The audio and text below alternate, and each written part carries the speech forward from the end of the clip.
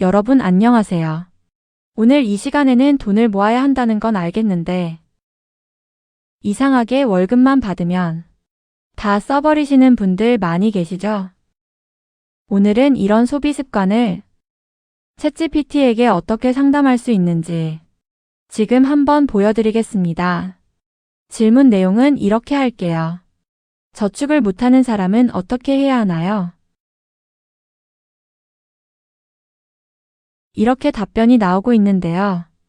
예산을 만들고 자동 저축을 하고 불필요한 소비를 줄이라는 방법들을 알려주고 있네요. 물론 맞는 말이긴 한데 누구에게나 할 수 있는 이야기이기도 합니다. 그럼 이번에는 조금 다르게 질문을 해볼게요. 챗GPT에게 돈 이야기만 하는 게 아니라 내가 실제로 어떻게 돈을 쓰는지도 알려주는 겁니다. 우선 간단한 질문에 대한 답변은 이 정도밖에 안 나왔는데요. 질문 내용을 이렇게 바꿔볼게요. 월 수입은 250만 원, 매달 고정적으로 필요한 생활비가 150만 원. 이런 식으로 자기 사연을 쭉 이렇게 나열하면서 질문을 구체적으로 알려드리겠습니다.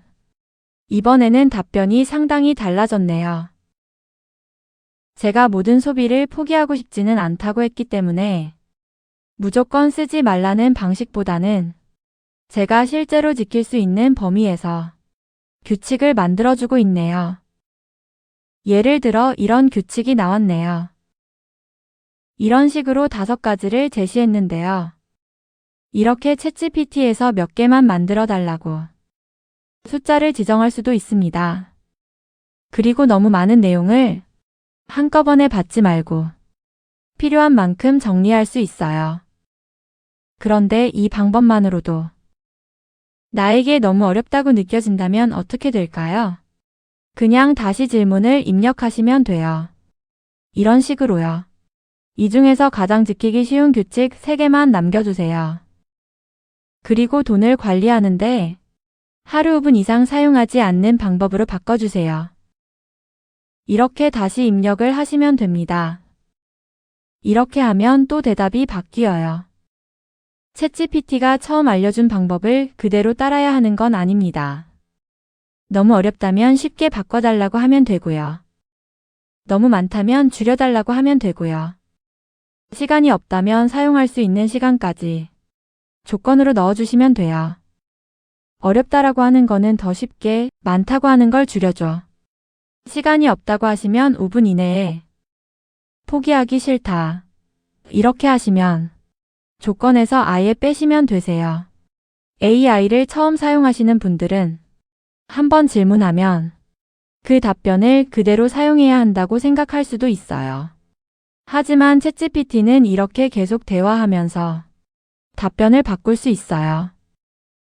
나에게 맞지 않는 부분이 있다면 왜 마음에 들지 않는지만 말해보세요. 그것도 하나의 질문이 됩니다. 오늘은 저축을 예로 들어서 챗GPT에게 나에게 맞는 규칙을 만드는 방법을 알아봤습니다. 오늘 사용한 질문도 영상 설명란에 그대로 넣어두겠습니다. 자신의 월 수입과 생활비, 그리고 자주 돈을 쓰게 되는 부분만 바꿔서 그대로 사용해 보세요. 처음 받은 답변이 마음에 들지 않는다면 어렵다거나 많다거나 시간이 없다고 말해보세요. 그러면 자신의 상황에 맞게 계속 바꿔나갈 수 있습니다. 다음 영상에서도 누구나 바로 따라할 수 있는 챗GPT 활용법을 실제 질문으로 보여드리겠습니다. 감사합니다.